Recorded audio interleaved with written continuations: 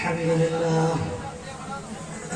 لله نحمده ونستعينه ونستغفره ونؤمن به ونتوكل عليه ونعوذ بالله من شرور أنفسنا ومن سيئات أعمالنا من يهده الله فلا مضل له ومن يضلل فلا هادي له ونشهد أن لا إله إلا الله وحده لا شريك له ونشهد أن سيدنا وشفينا ونبينا وحبيبنا وسندنا ومولانا محمد صلى الله تعالى عليه وعلى آله وأصحابه وسلم تسليما كثيرا كثيرا. أما بعد فأعوذ بالله من الشيطان الرجيم. بسم الله الرحمن الرحيم. ألف لام ميم ذلك الكتاب لا ريب فيه هدى للمتقين. وقال تعالى في موضع آخر ولقد يسرنا القرآن للذكر فهل من مدكر. وقال النبي صلى الله عليه وسلم إن الله يرفع بهذا الكتاب أقواما ويضع به آخرين أو كما قال عليه الصلاة والتسليم. اسٹیج پہ تشریف فرما معزز علماء کرام، خطبائے اعظام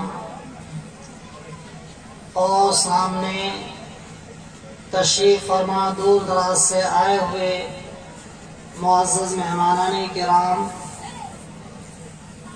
اور اسٹیج کے بائیں طرف تشریف فرما معزز خواتین اسلام، مائیں اور بہنیں.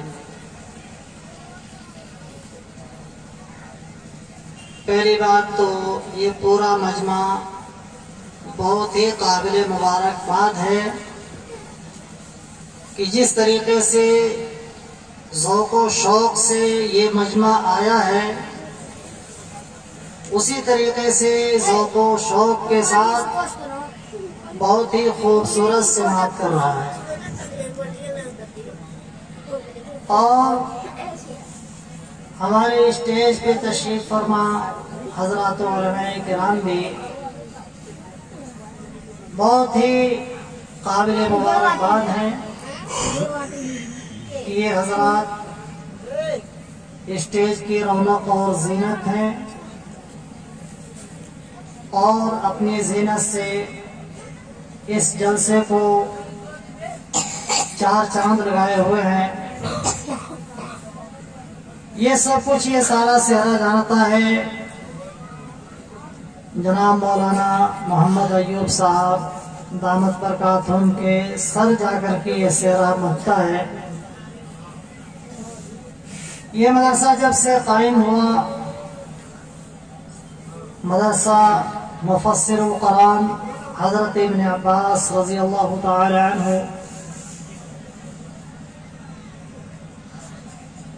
اس مدرسے کو شروع سے ہی ہم نے اور جناب مولانا ایوب صاحب نے قائم کیا اور شروع میں اس مدرسے کو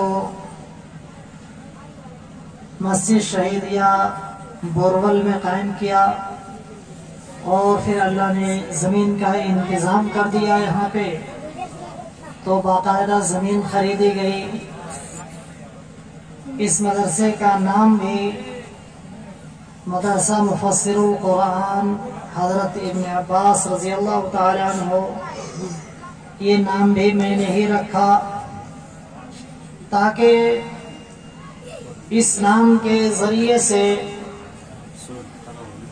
اس علاقے کے اندر جب سے یہ قرآن کریم نازل ہوا بڑے بڑے علماء آئے، بڑے بڑے حفاظ آئے، بڑے بڑے امت کے ماہرین، قرآن و حدیث کے ماہرین پیدا ہوئے۔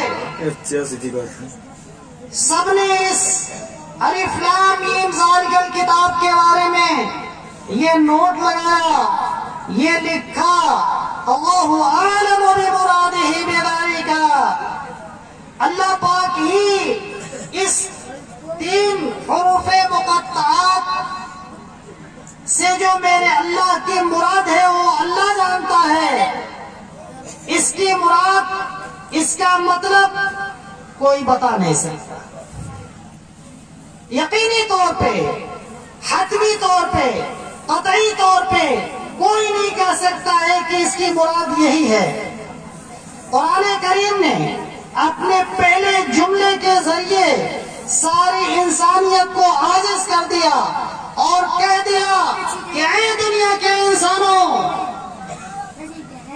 بہت زیادہ علوم کے دعویٰ کرنے والوں، آسمان و زمین کی خاک جاننے والوں، یاد رکھنا تیرے سامنے ایک ایسا بھی کلام ہے، تیرے سامنے ایک ایسا بھی لازوال کلام ہے کہ اگر تم چاہو کہ اس کے سارے معانی تک رسائی حاصل کر لو تو تم نہیں کر سکتے ہو، تم اس سلسلے کے اندر عاجز۔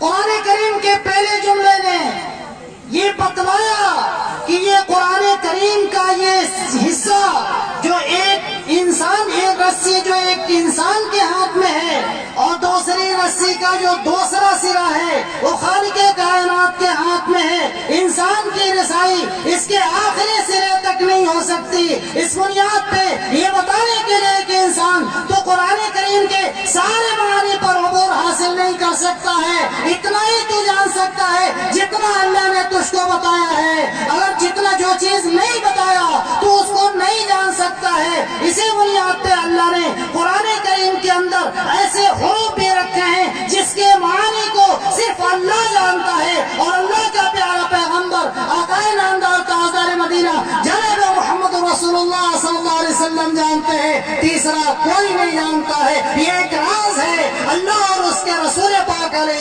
السلام کے درمیان۔ اس راز میں سے یہ پہلا جملہ الف لام میم ذالک الکتاب، الف لام میم ہے۔ اپنے طور پہ تو لوگوں نے معنی بتلایا ہے کہ الف سے مراد اللہ ہے، لام سے مراد جبرائیل ہے، میم سے مراد محمد ہے۔ اللہ کی طرف سے یہ قرآن کریم اللہ کی طرف سے نازل ہوا، جبرائیل علیہ السلام کے واسطے سے نازل ہوا اور آقا نامدار تاجدار مدینہ جناب محمد رسول اللہ صلی اللہ علیہ وسلم کی ذات مبارک کے اوپر نازل ہوا۔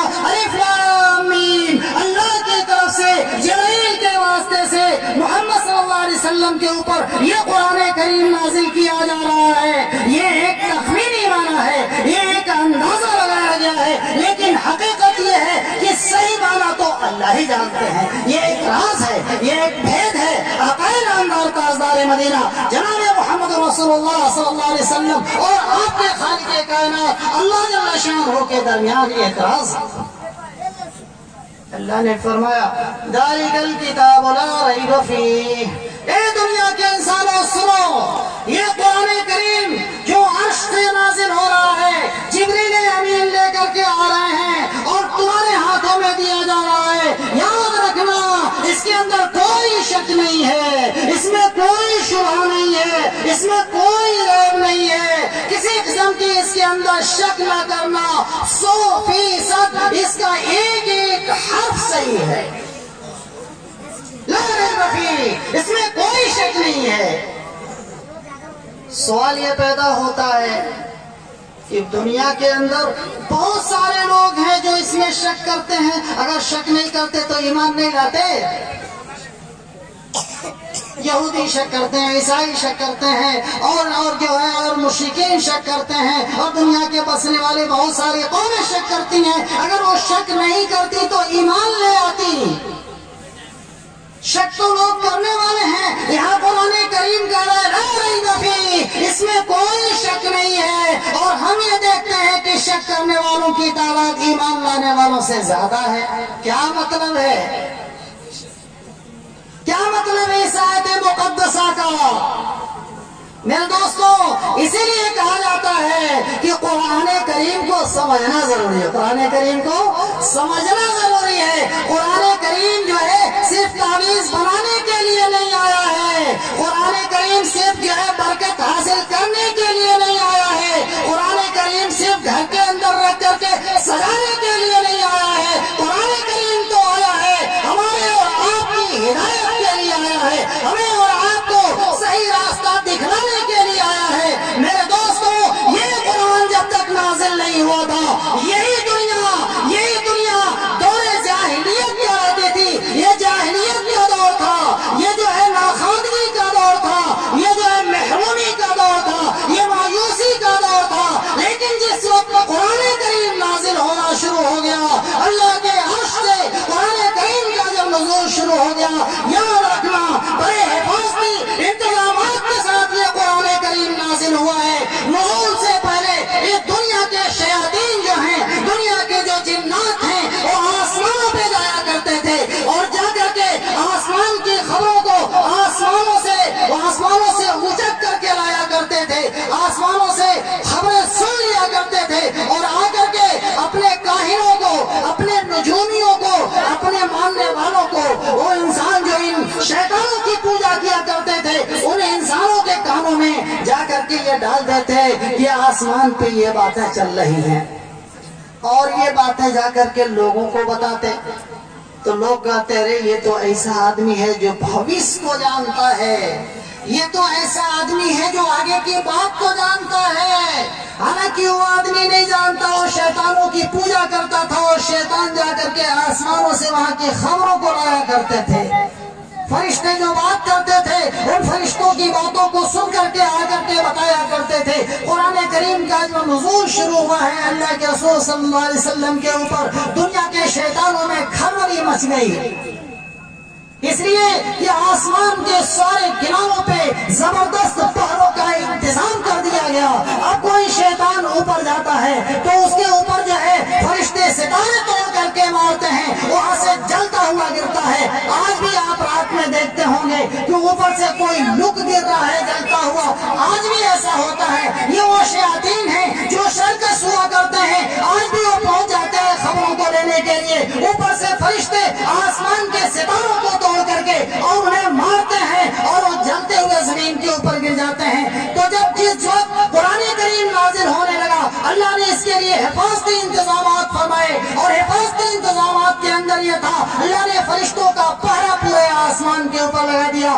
اب جب بھی کوئی شیطان اور کوئی بھی جنات آسمان کی طرف آگے بڑھتا تھا تو فرشتے جو ہے ستاروں کو توڑ کر کے مارتے اور جلتا ہوا گر جاتا تھا۔ شیاطین میں کھلبلی مچ گئی، مشورہ ہوا کیا کرنا چاہیے، دنیا میں کیا بات پیش آئی ہے جس کی بنیاد پہ اتنا سخت پہرا لگ گیا آسمانوں کے اوپر۔ سارے شیاطین نے مل کر کے اور جو ہے کہا کہ اس کا پتہ لگانا چاہیے۔ چنانچہ شیاطین کی اور جناتوں کی کئی جماعتیں تشکیل ہوئی اور پوری دنیا کے اندر پھیل گئے اور زمین کے گوشے گوشے کے اوپر پھیل گئے اور پتہ لگانے لگے کہ آگے آسمانوں پر کیوں پہرا لگا ہے، کیا بات پیش آئی ہے، چلو اس کا پتہ لگائیں۔ میرے دوستوں، اللہ کے رسول صلی اللہ علیہ وسلم اپنے چند صحابہ کرام کے ساتھ اوقاس کے بازار مکہ المکرمہ سے کئی کلومیٹر کے فاصلے پہ اوقاس کا ایک بازار لگتا تھا اور بازار صبح صبح لگا کرتا تھا۔ اس بنیاد پہ اللہ کے رسول تہجد کے بعد تہجد پڑھ کر کے اور اپنے صحابہ کو لے کر کے مارکیٹ کی طرف نکل گئے۔ جب جو ہے آپ مقام نخلا کے اندر پہنچے تو مقام نخلا میں فجر کا وقت ہو گیا تھا اور آپ اپنے صحابہ کرام کو فجر کی نماز پڑھا رہے تھے۔ اچانک انہیں جناتوں کی جو پتہ لگانے کے لیے گئے ہوئے تھے، انہیں جناتوں کی ایک جماعت ادھر سے گزری۔ انہوں نے دیکھا کہ اللہ کے رسول یہ کون سی انسان ہے اور یہ کیا پڑھ رہا ہے، چلو ہم لوگ بیٹھ کر کے سنتے ہیں۔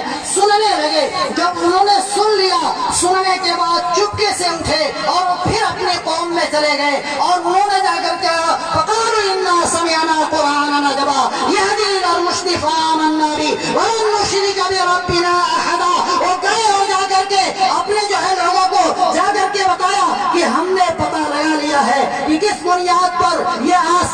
اوپر پہرا لگا ہے، ہم نے پتہ لگا لیا ہے. کہا کہ ہم لوگوں نے سنا ہے، ہم لوگوں نے سنا ہے فلاں جگہ پر ایک انسان ہے جو ایسا کلام پڑھ رہا ہے جو انسانوں کا کلام ہو ہی نہیں سکتا ہے، یہ تو براہ راست خالق کائنات کا کلام ہے، اور وہ کلام ہم سن کر کے آئے ہیں اور ہم تو ایمان لائے ہیں. اب ہم اپنے رب کے ساتھ کوئی کسی کو شریک نہیں بنائیں گے. ہم نے یہ عزم کر لیا ہے، طے کر لیا ہے. وہ نصیبین کے جنات جو آئے تھے وہ اللہ کے رسول کو نہیں بتائے کہ ہم جو ہے آئے ہوئے ہیں. جا کر کے بتایا کہ اس کی بنیاد پر آسمانوں کے اوپر پہرا لگا ہے. اللہ کے رسول صلی اللہ علیہ وسلم نماز سے جب فارغ ہوئے، نماز سے فارغ ہونے کے بعد سے آپ جو ہے وہاں تشریف فرما تھے کہ جس درخت کے نیچے آپ نماز پڑھ رہے تھے اس درخت نے آپ کو بتلایا کہ اللہ کے رسول آپ قرآن پڑھ رہے تھے، آپ بخاری شریف میں روایت ہے، میں کوئی ایسی بات نہیں کر رہا ہوں، بخاری شریف کے اندر یہ روایت ہے کہ اللہ کے رسول کو اس وقت جو ہے اس درخت نے بتایا کہ جناتوں کی ایک جماعت آئی تھی اور سن کر کے آپ کا قرآن وہ ایمان لا کر کے گئی ہے. اس کے بعد سے قرآن کریم کے اندر وحی بھی نازل ہوئی، قُلْ أُوحِيَ إِلَيَّ أَنَّهُ اسْتَمَعَ نَفَرٌ مِّنَ الْجِنِّ فَقَالُوا إِنَّا سَمِعْنَا قُرْآنًا عَجَبًا. یہ جو ہے قرآن کریم بھی نازل ہو گیا کہ اے نبی آپ بتا دیجئے کہ جناتوں کی ایک جماعت یہ قرآن سن کر کے گئی ہے. میرے بھائیوں، قرآن کریم کا نزول ہوا، آسمانوں کے اوپر سخت ترین پہرے لگ گئے. اس قرآن کو لانے والا ایسا فرشتہ متعین کیا گیا کہ قرآن کریم نے اس کی امانت کی، اس کی عدالت کی، اس کی طاقت کی اور اس کے سارے صفات کو بیان فرمایا ہے کہ وہ کیسا فرشتہ ہے جو اس قرآن کو لے کر کے اور جو نبی کے اوپر جا رہا ہے اس فرشتے کی تعریف فرمائی اور بتلایا کہ یہ فرشتہ بہت ہی امانت دار ہے اور بہت ہی طاقتور ہے، کوئی اس سے چھین نہیں سکتا. راستے کے اندر شیطان کوئی چاہے، جنات کوئی چاہے چھین لے تو نہیں چھین سکتا ہے. بڑی حفاظتی انتظامات کے ساتھ یہ قرآن اللہ کے رسول تک پہنچایا جا رہا ہے، اور اللہ کے رسول کائنات کے سردار تک جب قرآن کریم پہنچتا تھا آپ گھبرا جاتے تھے، پسینے سے تر ہو جاتے. قرآن کریم نازل ہوتا تو آپ پسینے میں غرق ہو جاتے تھے، پسینے میں ڈوب جاتے تھے. اور جو ہے قرآن کریم جب جو ہے جیسے جبریل علیہ السلام پڑھتے تھے اللہ کے رسول جلدی جلدی اپنی زبان کو ہلا کر کے اور قرآن کریم کو یاد کرنا چالو کر دیتے تھے. اللہ نے منع فرمایا لا تحرک به لسانك لتعجل به ان علينا جمعه وقرآنه. اے نبی آپ جلدی جلدی زبان کو ہلا کر اس قرآن کریم کو یاد کرنے کی کوشش نہ کریں. ان علینا جمعه وقرآنه، ماں ہمارے ذمہ ہے اس قرآن کریم کو آپ کے سینے میں جمع کرنا اور آپ کی زبان مبارک سے اس قرآن کو پڑھوانا، یہ تو ہمارے ذمہ ہے. آپ پریشان نہ ہو. میرے دوستوں، قرآن کریم نازل ہوا، مجھے بتانا یہ ہے، میں کہہ رہا تھا اللہ نے کہا ہے ذالک الکتاب لا ریب فیہ، یہ قرآن اس کے اندر کوئی شک نہیں ہے، کوئی شبہ نہیں ہے. سوال یہ ہے، ہم دیکھتے ہیں کہ دنیا کی اکثر قومیں اس میں شک کرتی ہیں، اگر نہیں کرتی تو ایمان لے آتے مسلمان ہوتی. اس کا کیا جواب ہے؟ میرے دوستوں، آپ قرآن کریم کی بلاغت پر جائیں، جواب مل جائے گا. قرآن نے کہا لا ریب فیہ، اس قرآن میں کوئی شک کوئی شبہ نہیں ہے.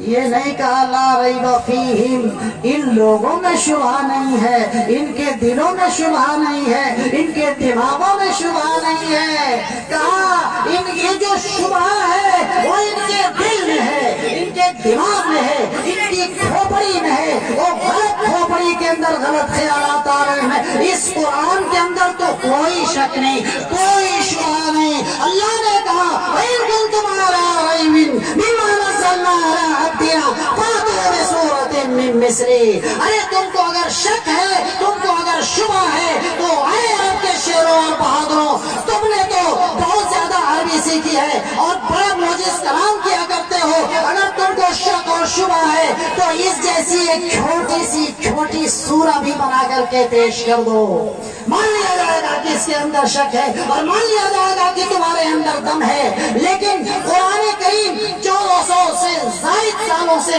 مسلسل اعلان کرتے آ رہا ہے، لیکن کسی کے مائی کے لال میں یہ ہمت نہیں ہوئی کہ بہت پورا قرآن تو دور کی بات ہے، وہ تو سورہ بھی نہیں، پہلے قرآن نے اعلان کیا اس جیسا قرآن لاؤ، جب یہ بھی نہ لا سکے تو قرآن نے دوسرا اعلان کیا، پورا قرآن نہیں بنا کے لا سکتے 10 سورہ ہی بنا کر کے لاؤ، جب 10 سورہ نہیں بنا کر کے لا سکے تو قرآن نے اعلان کیا کہ اگر تم 10 نہیں بنا سکتے تو اس کی چھوٹی سورہ کے مصر بھی بنا کر کے پیش کر دو، اور کہا کہ ساری دنیا کے لوگ مل جاؤ، سارے انسان مل جاؤ، سارے جنات مل جاؤ، ساری کائنات مل جاؤ، سب مل کر کے قرآن کریم کی ایک چھوٹی سی سورہ بنا کر کے پیش کر دو، لیکن کسی کے اندر ہمت نہیں ہوئی۔ قرآن نے غیرت بھی دلایا، کہا فَإِن لَمْ تَفْعَلُوا وَلَن تَفْعَلُوا، سنو تم اس جیسا قرآن ایک آیت بھی نہیں بنا سکتے ہو،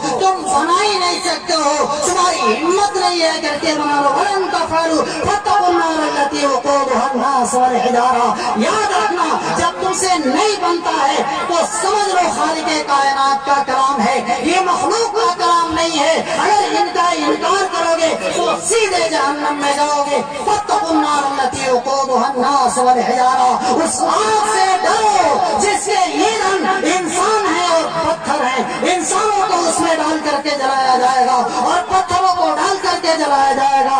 سوال یہ پیدا ہوتا ہے، یہ تو سمجھ میں آتا ہے کہ جنت جہنم کے اندر انسان کو، گناہگار انسان کو ڈالا جائے، کافر انسان کو ڈالا جائے، مشرک انسان کو ڈالا جائے، قرآن کریم کے باغی انسان سے جہنم کو بھرا جائے، یہ تو سمجھ میں آتا ہے، لیکن پتھروں کو کیوں ڈالا جائے گا یہ بھی تو سمجھنا ضروری ہے۔ پتھروں نے کیا غلطی کی ہے، پتھروں نے کیا قصور کیا ہے؟ میرے دوستوں، میرے بزرگوں، میرے بھائیوں، پتھروں کی غلطی یہ ہے، ان کی غلطی تو نہیں ہے، انسانوں کی غلطی یہ ہے کہ انسانوں کا ایک بڑا طبقہ ہے جو پتھروں کو پوجتا ہے اور پتھروں کو خدا مانتا ہے، اور ایک پتھر کو پوج رہا ہے، اس سے بڑھیا پتھر مل گیا تو اس کو پھینک کے دوسرا پوجنے لگتا ہے اور تیسرا پوجنے لگتا ہے۔ یہ انسان پتھروں کو خدا مان رہا تھا، انہی پتھروں کو جہنم میں ڈالا جائے گا۔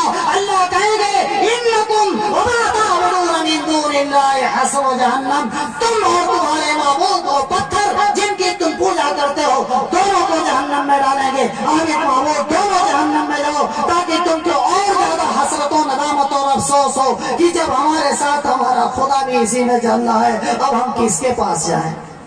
فرمایا لا ریب فیہ ھدی للمتقین، فرمایا کہ یہ قرآن کریم سراپا ہدایت ہے کس کے لیے؟ متقی لوگوں کے لیے۔ کس کے لیے؟